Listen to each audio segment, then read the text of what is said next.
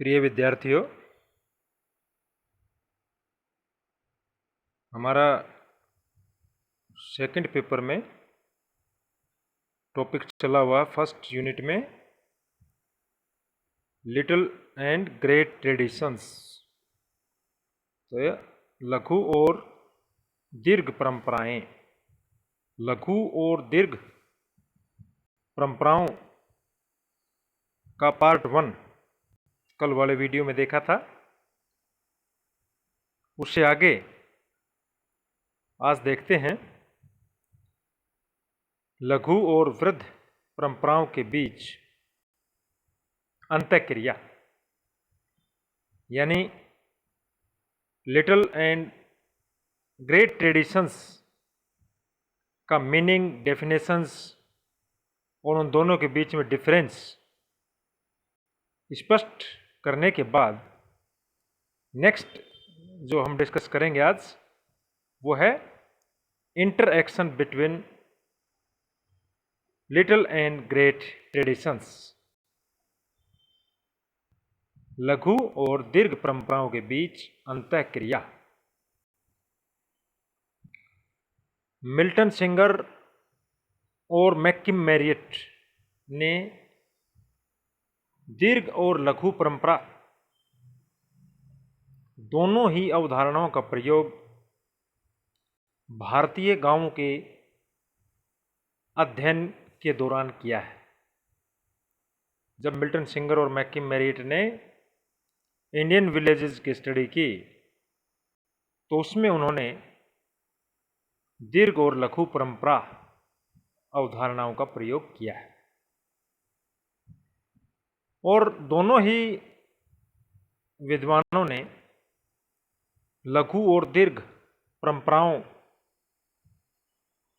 की पारस्परिक अंतःक्रिया का उल्लेख किया है। दोनों परंपराएं आंतरिक एवं बाह्य दो संपर्कों द्वारा अंतःक्रिया करती हैं। प्रथम स्तर पर जनसाधारण तथा निरक्षर कृषकों के द्वारा अंतःक्रिया होती है और द्वितीय स्तर पर अभिजात और चिंतनशील व्यक्तियों के द्वारा दोनों ही परंपराओं का संपर्क होता है। यानी पहले जो लेवल है, फर्स्ट लेवल पर तो निरक्षर जो अशिक्षित कृषक हैं यानी कि सामान्य पब्लिक, और द्वितीय स्तर पर अभिजात अथवा चिंतनशील अर्थात कुलीन, दोनों के बीच परंपराओं का संपर्क होता है। प्रथम प्रकार का संपर्क अर्थात जनसाधारण के अंतर्गत आने वाली सांस्कृतिक प्रक्रियाएं लघु परंपरा को निर्मित करती हैं, लिटिल ट्रेडिशंस को, और दूसरे प्रकार का संपर्क अर्थात कुलीन वर्ग का, चिंतनशील का, अभिजात्य वर्ग का, एलीट क्लास जिसको अपन बोलते हैं अंग्रेजी में, एलीट क्लास का जो संपर्क है उसके अंतर्गत आने वाली दीर्घ परंपराओं को निर्मित करते हैं। इन दोनों परंपराओं के दोनों स्तरों पर निरंतर एक अंतःक्रिया इन दोनों के बीच में चलती रहती है। तो ये तो हम समझ में आ गया कि प्रथम प्रकार का जो संपर्क है जनसाधारण, आम पब्लिक, निरक्षर किसान, अशिक्षित कृषक समाज में लघु परंपरा निर्मित होती है, और कुलीन और अभिजात्य वर्ग के अंतर्गत जो कॉन्ट्रैक्ट्स होते हैं उनके अंदर दीर्घ परंपरा अर्थात वृहत परंपरा का, ग्रेट ट्रेडिशन का निर्माण होता है। प्रोफेसर योगेंद्र सिंह ने बताया है, योगेंद्र सिंह के बारे में कल वाले वीडियो में भी आपको बताया गया था कि उन्होंने एक पुस्तक लिखी है, भारतीय परंपराओं का आधुनिकीकरण, मॉडर्नाइजेशन ऑफ इंडियन ट्रेडिशंस। तो प्रोफेसर योगेंद्र सिंह बताते हैं कि इस उद्विकासीय उपागम में यह मान्यता पाई जाती है कि सभी संस्थाएं अपने स्वयं के स्थानीय सांस्कृतिक संगठन के स्तर से प्रारंभ होती हैं और समय के अनुसार धीरे धीरे विकास की प्रक्रिया के परिणाम स्वरूप विकसित होती है। अन्य सभ्यताओं के साथ बाहरी संपर्क के कारण इनमें भेद उत्पन्न हो जाते हैं। परिवर्तन की यह दिशा जो है ग्रामीण अथवा कृषक से नगरीय सांस्कृतिक संरचना और सामाजिक संगठन की ओर होती है। तो योगेंद्र सिंह ने स्पष्ट किया है कि नीचे के स्तर से ऊपर की तरफ ग्रामीण अथवा कृषक समाज से नगरीय सांस्कृतिक संरचना की तरफ जो है परिवर्तन की जो प्रक्रिया चलती है। मैकिम मैरियट ने बताया है कि प्रथम कृषक समाज के स्तर पर लघु परंपराएं और द्वितीय नगरीय समाज के स्तर पर वृहत परंपराएं पाई जाती है और इन दोनों में निरंतर अंतःक्रिया चलती रहती है। लघु और दीर्घ परंपराओं में अंतर्निर्भरता पाई जाती है, डिपेंडेंसी। ये दोनों परंपराएं एक दूसरे को काफ़ी लंबे समय से प्रभावित करती रही हैं और आज भी कर रही है। रॉबर्ट रेडफील्ड ने इन परंपराओं के संबंध में लिखा है कि दीर्घ और लघु परंपराएं विचार तथा कर्म की दो धाराओं के रूप में देखी जा सकती है जो कि एक दूसरे से पृथक है, किंतु तब भी एक दूसरे से मिलती हुई और एक दूसरे से निकलती हुई बहती है। दोनों परंपराएं साइमल्टेनियसली साथ साथ चलती हैं और एक दूसरे से मिलती भी हुई प्रतीत होती हैं, एक दूसरे से निकलती हुई भी बहती रहती है, प्रवाह चलता है। वृत्त परंपराएं जनसाधारण तक कैसे पहुंचती थी, ये इस संबंध में जो है एक विचारणीय बात वी राघवन ने बताया है कि जो दीर्घ परंपराएं हैं वो नीचे लेवल की तरफ कैसे आते थे, क्योंकि दीर्घ परंपराएं यहाँ मानते अपन नगरीय समाज, कुलीन समाज, अभिजात्य वर्ग से निर्मित हुई। तो जो वृत्त परंपराएं हैं या दीर्घ परंपराएं हैं, जो ग्रेट ट्रेडिशंस हैं, वो सामान्य जनमानस तक, जनसाधारण तक कैसे पहुंचती थी, इस बारे में वी राघवन ने बताया है कि हिंदू राजा मंदिरों में प्राचीन महाकाव्यों का पाठ करवाने के लिए दान देते थे। पहले दरबारों में, राजा महाराजाओं के समय दरबारों के अंदर जो है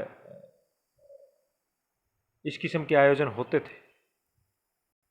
लोक गायन है, कलाकारों का सम्मान दरबारों के अंतर्गत होता था। तो हिंदू राजा मंदिरों में प्राचीन महाकाव्यों का पाठ करवाने के लिए बड़ी मात्रा में दान देते थे, आर्थिक सहायता देते थे। दार्शनिकों, धार्मिक विचारकों एवं कथावाचकों के द्वारा दीर्घ परंपरा को गांव के सामान्य जनों तक पहुंचाया जाता था। तो इस प्रकार से इन लोगों के द्वारा जो है गांव तक की परंपरा पहुंचती थी, इनके माध्यम से। प्रोफेसर जी वॉन ग्रूनबॉम ने इस्लामी दीर्घ संस्कृति एवं स्थानीय संस्कृतियों के बीच संघर्ष, सहचर और आदान प्रदान के बारे में अपने विचार प्रकट किए हैं कि किस प्रकार से इस्लामी प्रचार प्रसार जो है ऊपर के लेवल से नीचे की तरफ होता था। इस तरह से जो दीर्घ परंपराएं लघु परंपराओं के रूप में गांव तक पहुंचती थी। भारत में दीर्घ परंपरा से संबंधित एक प्रसिद्ध ग्रंथ रामायण है और ये ग्रंथ एक ऐसा प्राचीन स्रोत है जिसका आज के भारतीय गांव में व्यापक प्रभाव है। रेडफील्ड ने यहाँ ये बतलाने का प्रयास किया है रामायण के एग्जाम्पल से कि दीर्घ परंपरा का विकास कैसे होता है और फिर उस परंपरा के सांस्कृतिक तत्व लघु परंपरा के रूप में गांव तक किस प्रकार पहुंचते हैं। जैसे रामलीला इसका एक माध्यम है, राम कथा का वाचन, रामलीला जो है इसका एक माध्यम है नीचे तक पहुंचने का। भारत में दीर्घ और लघु परंपरा के बीच निरंतर और बहुमुखी अंतःक्रिया निरंतर होती रहती है, और यहीं दीर्घ परंपरा से संबंधित चिंतनशील और सभ्य मस्तिष्क के विचार, इनके कुलीन वर्ग के विचार, उपदेश लघु परंपरा से संबंधित कृषक समाजों के त्योहारों, अनुष्ठानों और आदर्शों में स्पष्ट रूप से दिखाई पड़ते हैं। यानी जो लोक कलाएं हैं, सांस्कृतिक कलाएं हैं, जैसे रामलीला इत्यादि का जो उदाहरण दिया रेडफील्ड ने, उनके माध्यम से, जो उपदेशों के माध्यम से, जो लघु परंपरा से संबंधित जो कृषक समाज के लोग होते हैं, उनके पास ये दीर्घ परंपरा की चीज़ें पहुँचती हैं, उनके तत्व जो है पहुँचते हैं, अनुष्ठानों और आदर्शों में स्पष्ट रूप से हमें दिखाई देते हैं ये चीज़ें। सांस्कृतिक प्रवाह ऐसा नहीं है कि केवल दीर्घ से लघु परंपरा की ओर ही होता है, अपितु ये इसके विपरीत भी होता है। अर्थात लघु से दीर्घ परंपरा की ओर भी हुआ है, ऐसी चीजें भी हुई हैं। सामान्य रूप से तो ये देखने में आता है कि कुलीन वर्ग से, चिंतनशील वर्ग से, एलीट क्लास से नीचे की तरफ जो चीजें आती हैं, यानी कि नीचे का जो वर्ग है, अकुलीन वर्ग, कृषक वर्ग, चिंतनशील और कुलीन वर्ग की नकल करता है, उनसे चीज़ों को ग्रहण करता है, वहाँ से चीज़ें अनायास से आ जाती हैं और उनको फिर अपने जीवन का अंग बनाता है, वो उनको अंगीकार करता है। लेकिन सांस्कृतिक प्रवाह जो है वो इसके विपरीत भी हुआ है, लघु से दीर्घ परंपरा की तरफ भी हुआ है। कृषक समाजों से प्राप्त तथ्य ये प्रमाणित करते हैं कि वृत्त परंपरा भी लघु परंपरा से कुछ तत्वों को निरंतर ग्रहण कर रही है। ग्रामीण ढंग का पहनावा, लोकगीत, लोक नृत्य, अंधविश्वास, जादू टोने आदि अभिजात लोगों में काफ़ी लोकप्रिय होते जा रहे हैं। जो एलिट क्लास है, जो शहरी वर्ग है, जो कुलीन वर्ग है, वो ग्रामीण संस्कृति से भी चीज़ों को ग्रहण करता है और अंधविश्वास जैसे फोक चीज़ें, फोक सॉन्ग, फोक डांस जैसे गांव का जो देसी जो तत्व है, उनको वो स्वीकार कर रहे हैं। अभिजात लोग भी शकुन और अपशकुन में विश्वास करते हैं, ताबीज़ पहनते हैं, डोरी पहनते हैं, है ना, कोई चीज़ का जैसे टोना टोटका करना इत्यादि। ये कहाँ से आता है? ये लघु परंपराएं हैं। यहाँ से कुलीन वर्ग भी इन चीज़ों से ग्रहण करने लगे हैं।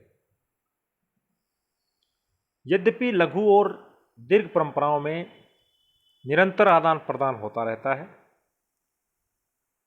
ये दोनों एक दूसरे से ग्रहण करती भी रहती हैं, परंतु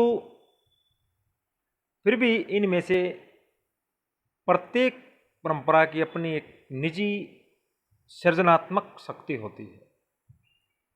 एक दूसरे से काफ़ी कुछ ग्रहण करते हैं, एक दूसरे से आदान प्रदान भी चलता है, इनका अंतःक्रिया होती रहती है, लेकिन इसके बाद भी प्रत्येक की अपनी एक निजी सृजनात्मक शक्ति होती है।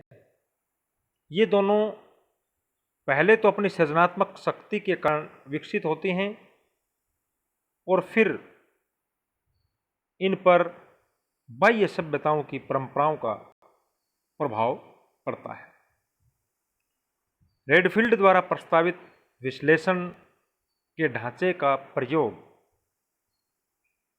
मिल्टन सिंगर और मैक्किम मैरियट तथा उनके बाद उनके सहयोगियों ने भारत में सामाजिक परिवर्तन की प्रक्रिया को समझने के लिए किया है।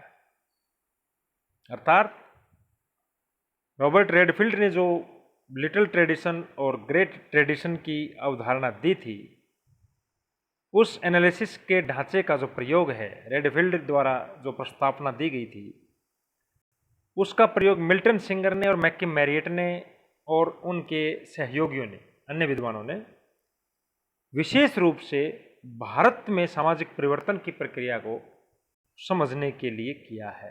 भारत में सोशल चेंज की प्रोसेस क्या है, वो रेडफील्ड द्वारा दी गई धारणाओं के माध्यम से उन्होंने रूरल स्टडीज करके, ग्रामीण अध्ययन करके, ग्रामीण सर्वेक्षण कार्य करके समझाया है इन विद्वानों ने।